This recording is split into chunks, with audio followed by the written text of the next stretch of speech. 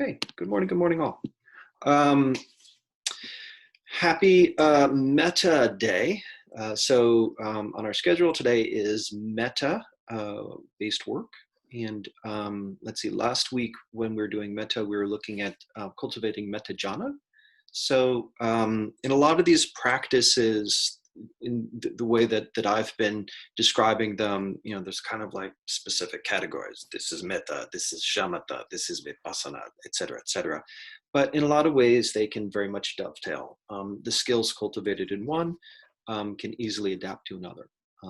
Within the unified mindfulness system, there's the underlying qualities of concentration, clarity, and equanimity. Concentration, the ability to, hold our attention on a given object that we find relevant to the exclusion of what is irrelevant. The clarity, the sensory clarity, how high def of an experience are we having? Can we increase our capacity for discernment of what our experience is in the present moment?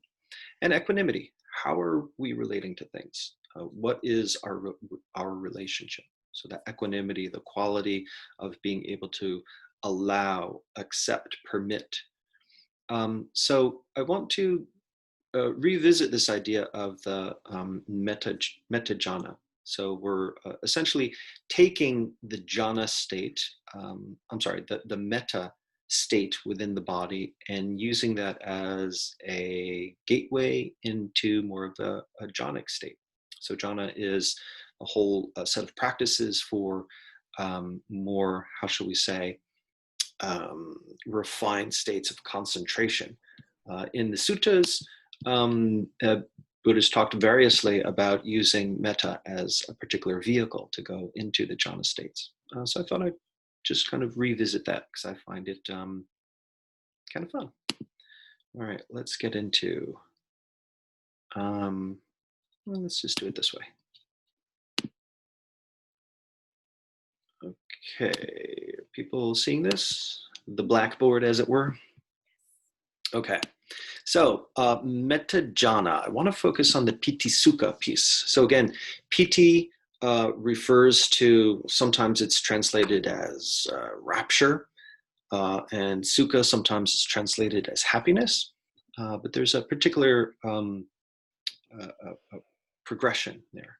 So Piti oftentimes, in my experience, signifies more the energetic, bodily, somatic component of things. And sometimes sukha is referred to more as kind of the mental or awareness state. But we'll go through it. So in cultivating, the Metta Jhana, so step one, the cultivating the metta. So we can do that however it is that you like to practice metta. The first part is, how is it that we can cultivate this positive hedonic tone? Sometimes people use metta phrases, may you be free from harm, may you be free from suffering, may you know happiness, may you know peace, in order to cultivate an attitude of goodwill. Oftentimes, if people are image-based inclined in their thought, picturing somebody that automatically brings up this association of loving kindness or goodwill. So picturing a loved one, an animal. I'm a big fan of working with pets because of the simplicity, the purity of those relationships. It's kind of, I don't carry around a long grudge list about my pets at all, and I don't have many resentments or any of these type of complicated relationships that I might with family members or what have you. So a loved one, an animal, a mentor, a benefactor, the traditional list of when this individual comes to mind, it just automatically opens the heart. So that's a standard metta priming exercise. And then ideally, it's about allowing yourself to drop into the body and establish this metta feeling in the body. Yeah. So then we're taking metta as the object of focus, the feeling of metta as the object of focus, allowing that sensation to open the heart, so to speak, expand, contract as it will throughout the body. So in a lot of ways, as we're going into the second part here, we're trying to train this habits of inhibiting and promoting the feeling of love and goodwill. As we get older, society rewards us for shutting down our emotions. We show up, we clean up, we go to work, and oftentimes we're asked to leave it all at home, any of our personal stuff, just so we can be effective producing machines. And the more that we're able to just kind of separate ourselves from our emotional experience, the more effective and well-regulated and balanced we can present ourselves as. But, if we don't consciously keep in contact with our emotive experience, that can just start to become something that withers on the vine, so to speak. And in particularly this quality of opening the heart and creating this loving basis, this loving context, this loving way of being. For so many of us, we may go through life and have experienced heartache, pains, rejection, loss. And with each time, our capacity to open the heart again might kind of just eke open a little bit, or just kind of stay in this kind of somewhat of a closed place, especially when we are struggling with experiences of stress, anxiety, what have you. That also tends to tamper down the capacity for feeling love and goodwill, because there's this absence of safety, so to speak. So I think that's also something to take into consideration when initially cultivating the metta. So right there's that metta shamatha. The more that we can have this cooling effect on our overall experience, that can help create a sense of a cooling simplicity, safety within our body. And then the heart might feel a little bit more inclined to be okay to open. So training the heart to promote feelings of love, of goodwill.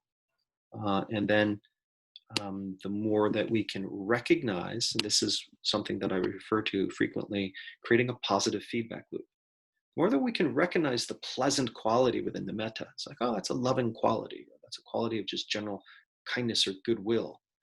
That's pleasant. Ideally, that's pleasant experience. The more that we can recognize there's something pleasant going on within that quality of lovingness and meet it with that acceptance, but also that appreciative joy quality of like, oh, this is pleasant and I like this, in a skillful way. I'm appreciating, I'm allowing myself to feel that. It creates another pleasant moment that we meet with this appreciative joy, equanimity. That creates another pleasant moment that we meet with this joy, equanimity.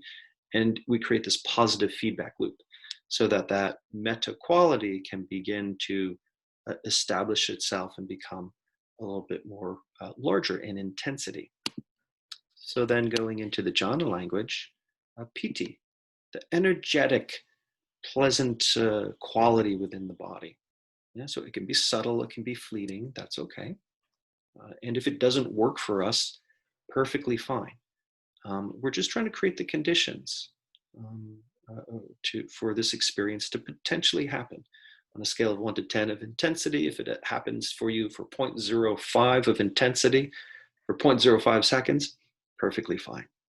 Again, we're cultivating the skills for trying to open the heart in a way and establish the concentration, clarity, and equanimity. So the more that we can allow ourselves to recognize and give ourselves permission to feel the energetic, somatic quality of that lovingness, that's the cultivation of piti, so to speak. So piti is one of the established or qualities that are present within cultivating jhana. And then on the tail end of piti is the sukha, or the joy, the happiness. The way that I like to look at it is, again, it's kind of built into this positive feedback loop. I'm recognizing that there's a pleasant, energetic quality happening in the body. The more that I can say, this is pleasant. And there's some part of myself, soul, whatever word it is that you want to use that makes sense to you, your capacity to derive some sort of sustenance from that. So it's not all about, wow, this is really intense. It's about, I'm actually letting this in. And I'm actually feeling this and deriving some contentment, some sustenance, some satisfaction from this experience. Then that usually tends to tone down the flame of piti, and it moves more into this um, pleasant abiding that happens within the sukha.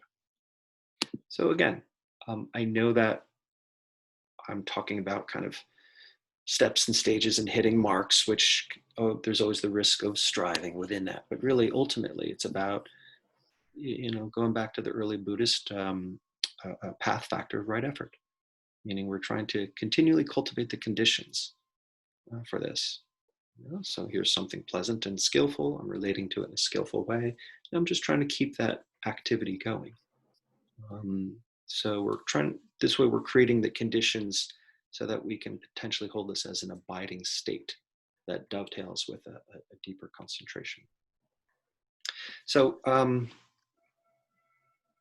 that's it for the Blackboard didactic part. But anybody have any questions on anything that I might have said there?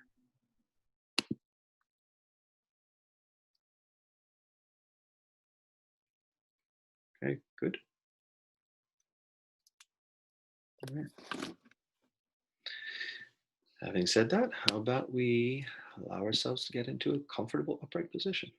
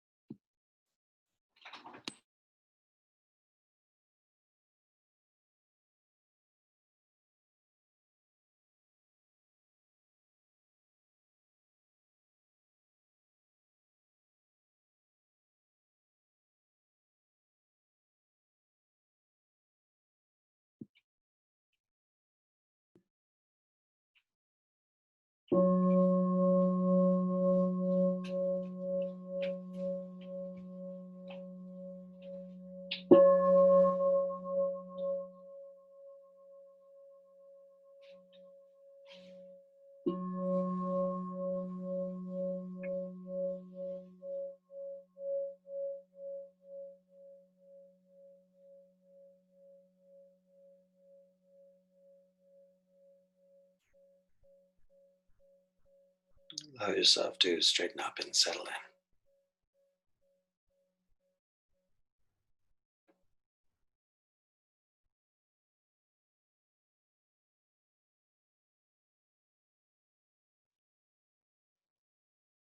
We're going to be cultivating a bit of Metta Jhana today.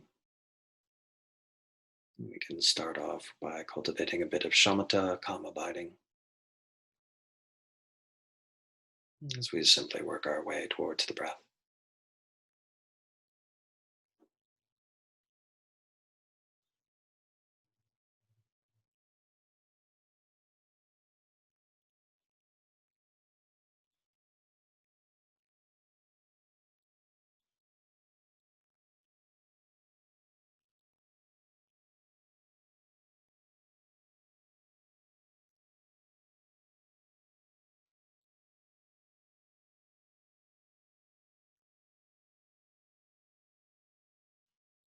So allowing your awareness to contact a facet of the body that is directly engaged in breathing, be that the nose, the throat, lungs, belly, whatever feels appropriate today.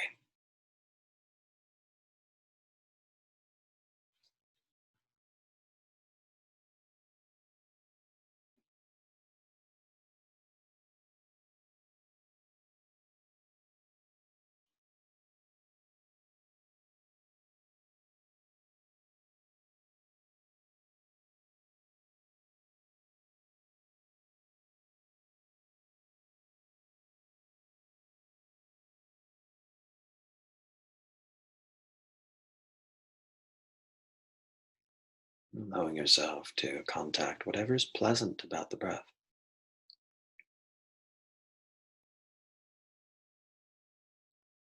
So, right from the beginning, we can allow ourselves to really get into whatever is pleasant. Feel it. Give yourself permission to feel the pleasantness of breath. Begin to look at whatever might be obstructing or coming up, pushing against, allowing yourself to feel the pleasantness and appreciate the pleasantness of breath, and trying to relax that. So, this is simple contact with the pleasant qualities of breath. Just recognizing those qualities as they arise, giving yourself permission to enjoy them.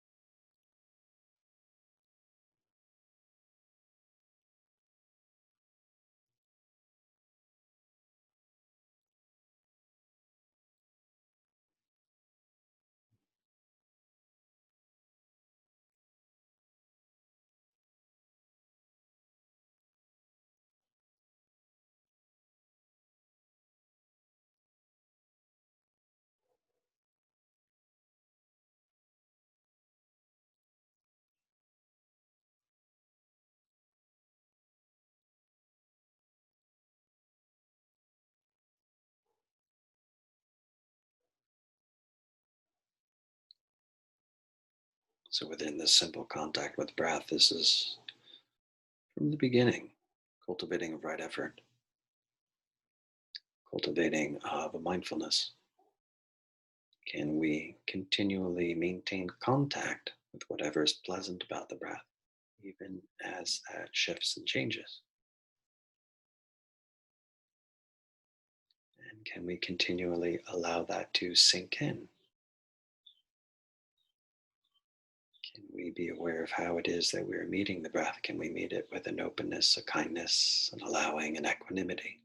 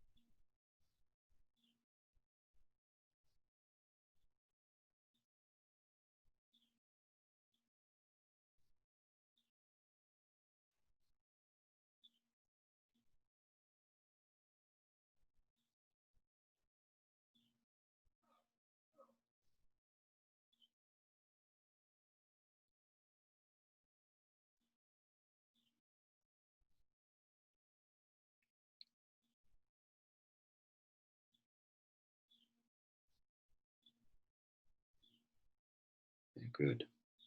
So remember that breath is always there. Breath is always available.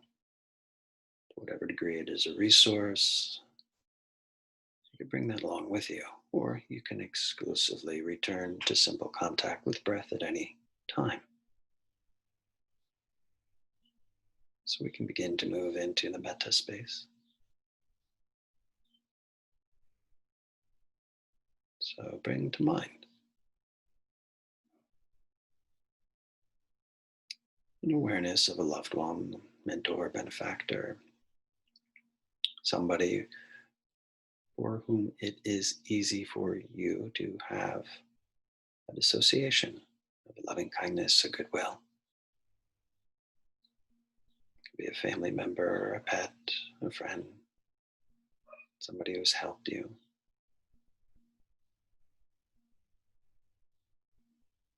Just bring that one to mind. You can see that image arise in the mind's eye if you're so inclined.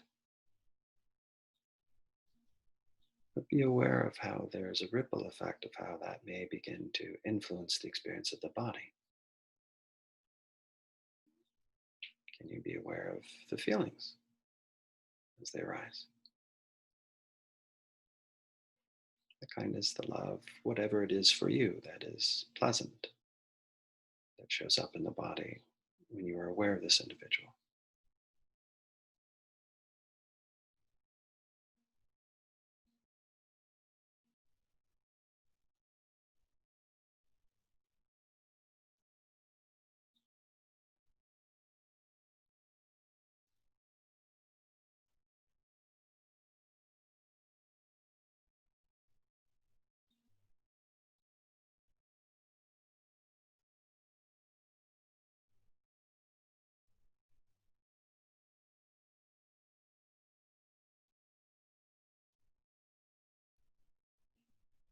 Whatever you are aware of that arises in the body, any of those qualities of loving kindness, goodwill, whatever it is, again, allow that to sink in.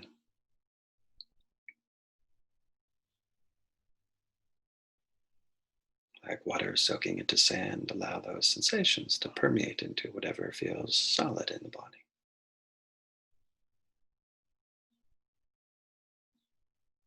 Like a drop of food coloring into a glass of water. If it wants to move, spread in any way, allow it.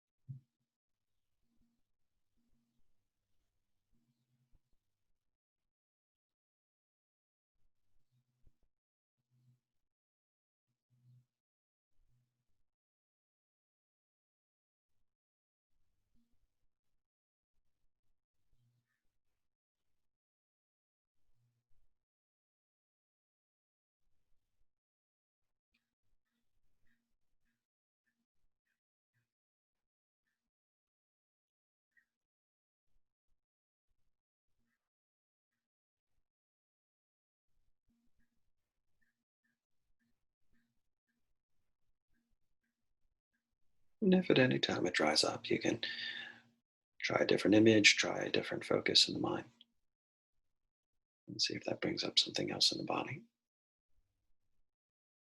To whatever degree any of these pleasant, kindness, loving qualities can be detected, again, it can be very subtle or fleeting. But when they do arise, can you meet this with this openness and appreciation and acceptance and equanimity and perfect allowing? Equanimity helps with the sense of allowing, continued sense of it to be there. The appreciation of it is allowing yourself to feel whatever is good about that loving quality.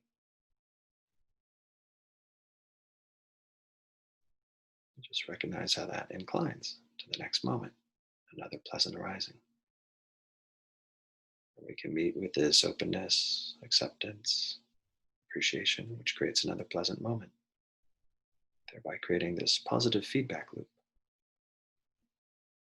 along the lines of this loving, kind presence.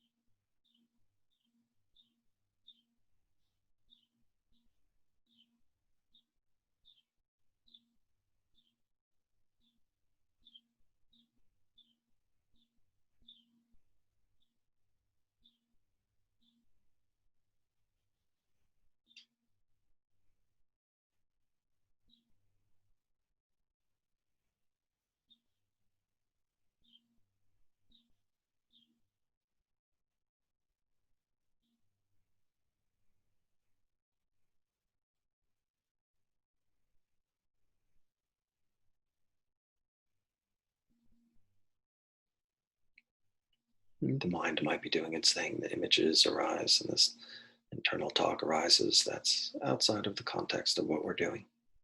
It's perfectly normal. To the best of your ability, allow that to be in the back seat and try to continue to generate this metta quality. If you need to start again, that's perfectly fine. Come up with a new image that's fresh. Notice the splash of that image and image space, see space, how that ripples into the feel space of the body. Potentially creates sensations of kindness, openness, warmth, love. And how much can you allow that to be there? How much can you promote that? How much can you drop your own internal defenses? Just give yourself permission to allow that quality, that loving quality, to grow as intense as it would like.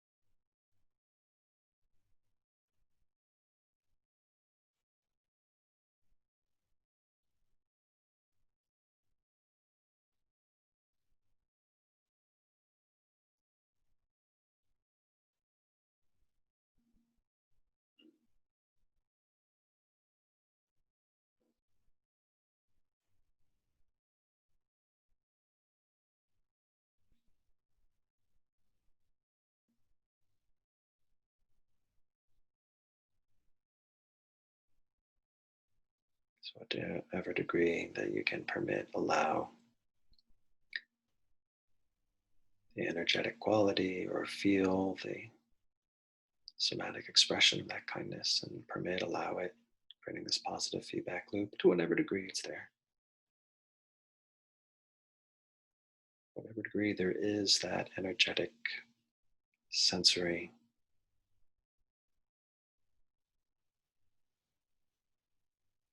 qualities of love within the body. That's the potential for the piti.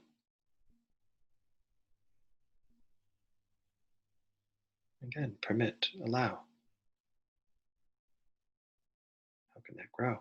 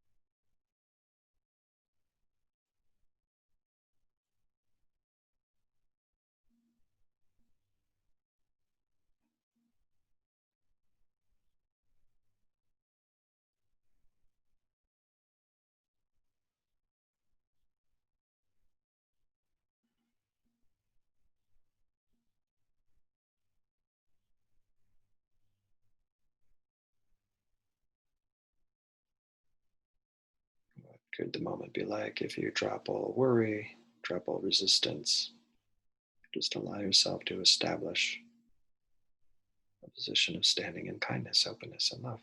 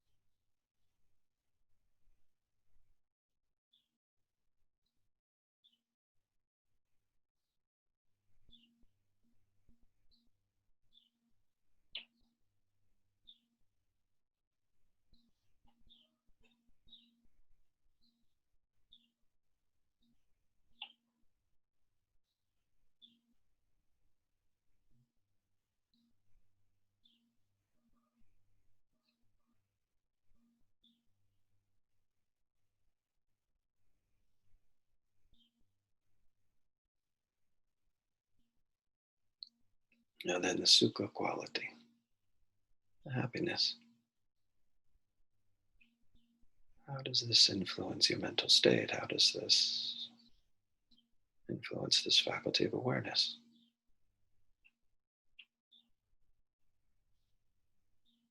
Does this have a gladdening effect on the mind?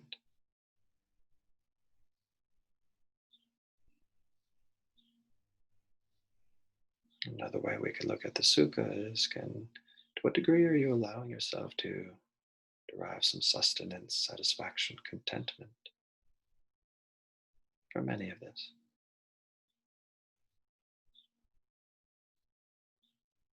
Can that aspect of your heart actually be feeling fed, nurtured, deriving nutrient from whatever degree you are permitting it to be open and allowing to love?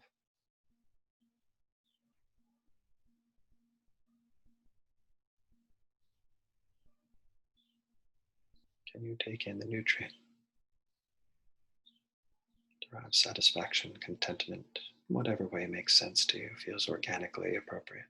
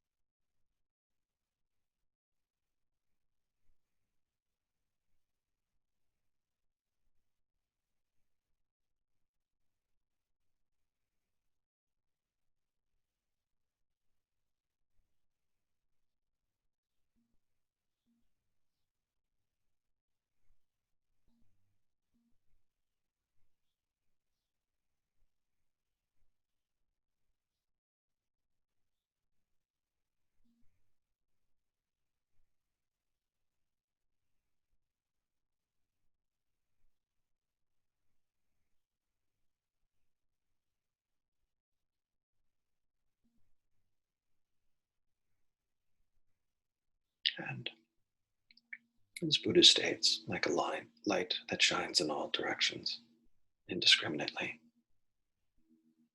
can you offer out this state of metta outwards into space, lighting upon all beings that are deserving of an ease of their own distress and can benefit from the experience of metta? So, in whatever way this makes sense or feels organically appropriate to you, extending this metta out into space in front of you,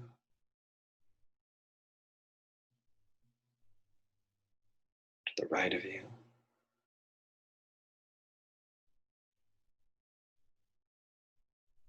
behind,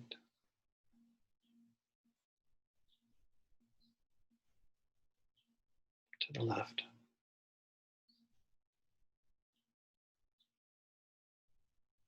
above,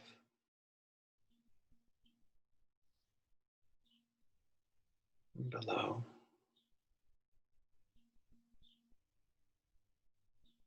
in all directions, outward.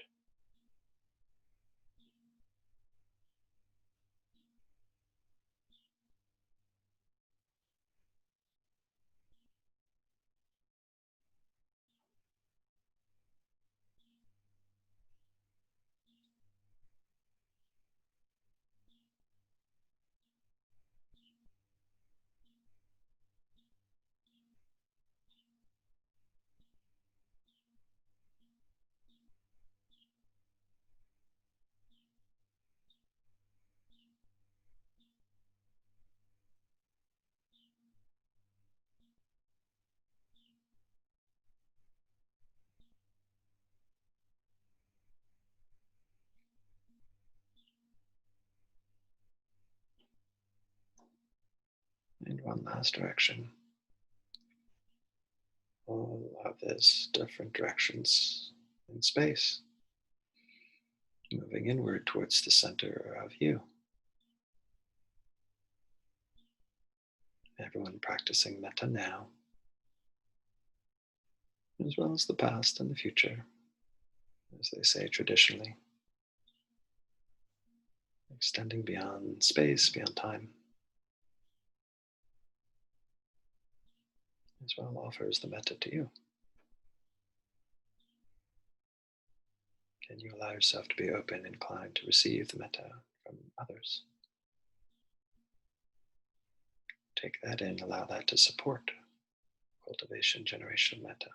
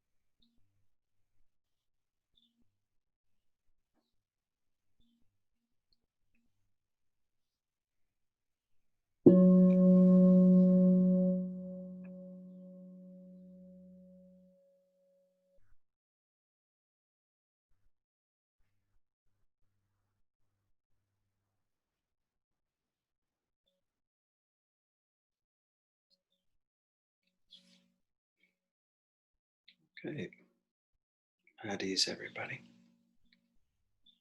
So, post bell practice, allow yourself to still remain open to receiving the merits of your efforts, just with eyes open and interacting a little bit more. So, what did you notice? What did you observe? What was relevant for you today? Feel free to unmute yourself and manifest.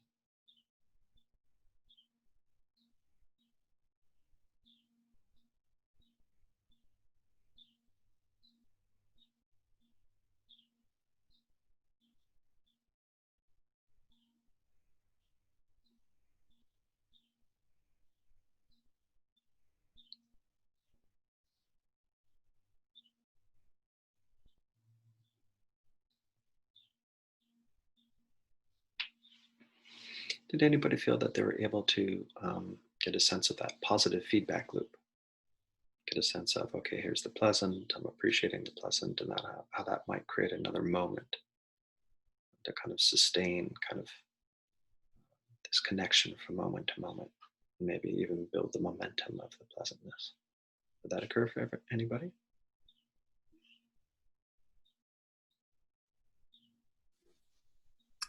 It did, and I'm glad that when you said the talk, when your mind goes to talk, to bring it back and put it in the background. So that helped just as a reminder to guide us that way.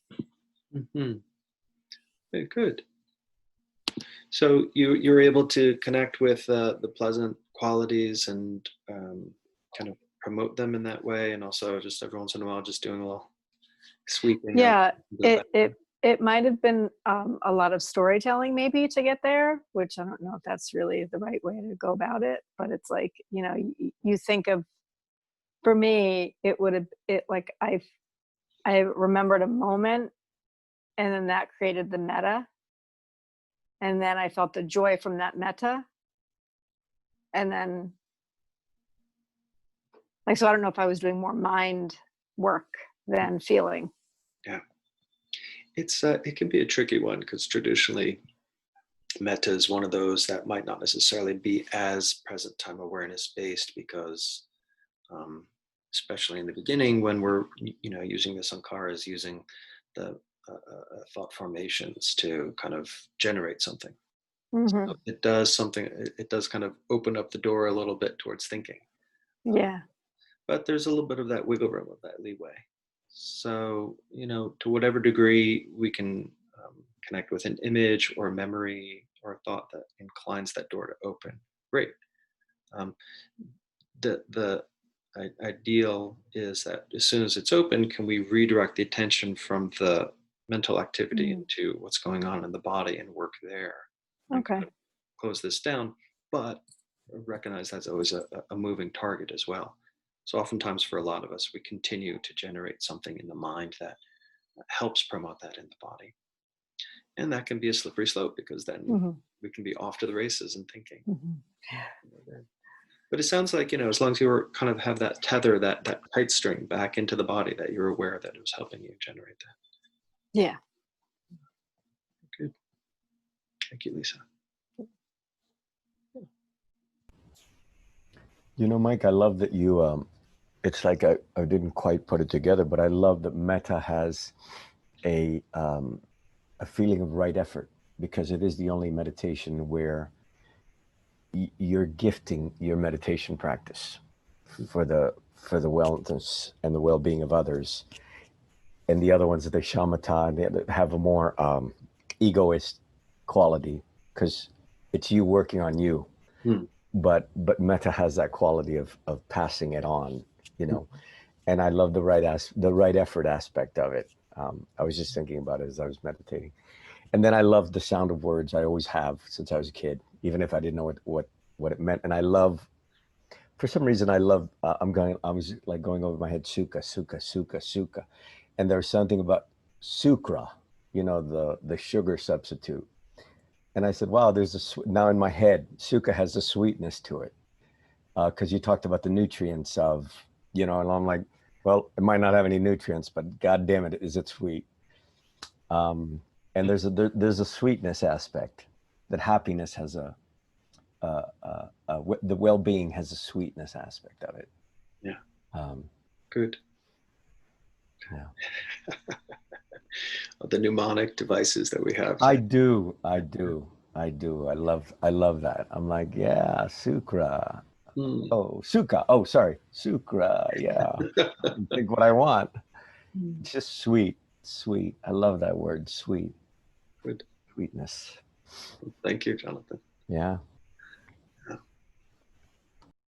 I was finding that a lot of negative sort of selfing was happening throughout the weekend, I should say. So there was a lot of residual yuck left over from that, and it was still very much in full force this morning, but it decreased in volume. The more that feedback loop was generated, the more I stuck inside of it. Like I found that even within you know, my my sort of generation of loving kindness and whatever I was using, like, you know, my cat or what have you, you know, that there would be these sort of negative self-beliefs trying to force their way in, like, oh, do you remember when your cat, you know, he hissed at you, he didn't like you. You know, just ridiculousness. And you know, even when I would like switch and I'd hop to another thing, you know, a mentor that that created a lot of loving kindness within me, and like it would try to go off and be like, oh, but this thing was kind of weird, wasn't it? I mean, yeah. Like, no. And but I mean, as long as I just sort of stayed you know, within those feelings that I was generating, the pitti quality, the pt quality, I found that, you know, it would diffuse it, and you know, the volume would sort of balance out, if that makes sense. So it was definitely helping to stay within that feedback loop, for Good. sure. Good. And that's a wonderful place to practice. I'm sorry that you're having that struggling this weekend, but I'm glad that you're able to take it under the petri dish of this experience today. And that's part of it. You know, again, sometimes it's like, I guess last week I was riffing off of in the Satipatthana Sutta, Buddha says, observing the rise and fall inside and out. And I was kind of playing around with the inside and out interpretations. So, you know, it's like you were looking inside and out of that experience of metta. Oh, this is what it's like to be inside the metta and feel that, okay, there's some relief there. Okay, this is what it's like on the other side of that fence, and feeling kind of that, yeah, you know, that all of the angst that you are feeling there, and just kind of stepping back and forth between those experiences. One experience where there's inherently a lot of dukkha, and then stepping into the metta where it felt, by contrast, a little bit of a safer place, and maybe cool things down a little bit. And it's also good for just that part of your mind that's just aware, the mindfulness aspect, that to just recognize, oh, when I'm here and I'm identifying with, or maybe even generating some of the self-assailing, self-judgmental experiences, this is what it feels like. And then when I'm aware, when I'm trying to cultivate the pleasant abiding qualities, this is what it feels like. So some deep kind of associations start to be made about, oh, what it's like to resist, fight against myself, and fight against my experience, versus, you know, inclining myself to have kindness. So there's some good learning. I mean, again, you know, there's pluses and minuses to doing this type of, you know, giving a guided meditation, because everybody's having their unique experience. So I don't want to set it up striving that it has to be done perfectly. I think that just stepping into the experiment and just observing, oh, this is what happens when I'm inside of it. This is what happens when I'm kind of outside of it. I think that's good learning that's taking place. Very cool. So transitioning into homework, since we're at the top of the hour, can you continue to do some portable version of this for the rest of the morning? Anybody feel that earthquake? Can you incline yourself to just remember some degree of kindness towards your own experience? You know, as we get up, go through the day, can there still be just some tethering to walk back that kite string to some sense of kind of having an awareness of kindness or lovingness towards your own experience? You know, with the stress, the effort, the anxiety that may arise, can there be a little bit of a room for bringing kindness to it? And when something pleasant does arise, can we allow ourselves to really rest into that and just derive some contentment's sustenance from that, in whatever way that feels portable to you? Okay. Hey, you got to read your comments. Rochelle and I are trying to help you. It's not a petri dish; it's a PT dish. Come on, Mike. Did I say petri at one point? You said petri dish. Come on. I'm trying to make you a better teacher, for Christ's sake. Thanks, Rochelle and Jonathan, for quality control. Got the little quality control comment. So petri. And by the way, Nicole, you see, if I was teaching this class, I'd say there's nothing wrong with you. You're in Arizona, for Christ's sake. What else do you expect? I'd fix you up like this. I've been baked from the inside out. That's yes. it. It takes a week to undo that damn shitty state. Oh, wow. Wow. Yeah. Hey. All right, sending Metta to Arizona, all of Arizona. When all else fails, have a cat that's meditating in your lap. There you go. Also very helpful. Find the nearest cat if you don't have one. You know. And if you're allergic, I mean, What can we do? Okay, everybody. Take care. Thank you. Just see you all tomorrow. Bye. everyone. Bye-bye. Thanks, guys.